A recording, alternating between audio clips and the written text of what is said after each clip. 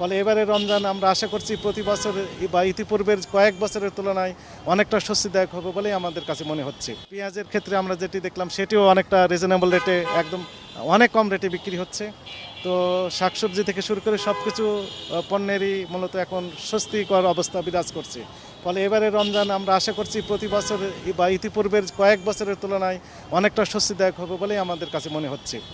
একটি বিষয় আপনি খেয়াল করেছেন, সেটি সয়াবিন তেল নিয়ে। সয়াবিন তেল আসলে বাজারে যা রয়েছে এটি সুষম বন্টন করতে পারলে আমার মনে হয় এই ক্রাইসিসটাও ক্রাইসিস মনে হবে না।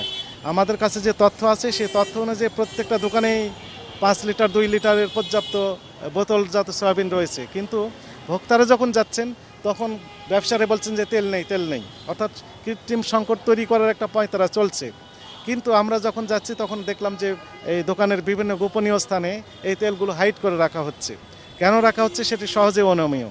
তবে একটি বিষয় নিশ্চিত, সেটি হচ্ছে যে রিফাইনারি থেকে শুরু করে ডিলার এবং ডিলার থেকে শুরু করে পাইকারি খুচরা ব্যবসায়ী সকল পর্যায়ে একটু সূক্ষ্ম কারচুপি বা কারসাজি এটি লক্ষণীয়। সকল পর্যায়ে রিফাইনারির একটু সরবরাহ কম করে দিয়েছেন, পাইকারি ওনারাও অপচেষ্টা করছেন এবং খুচরা পর্যায়ে এসে এটি একটা এনার্কি করার অপচেষ্টা করা হচ্ছে।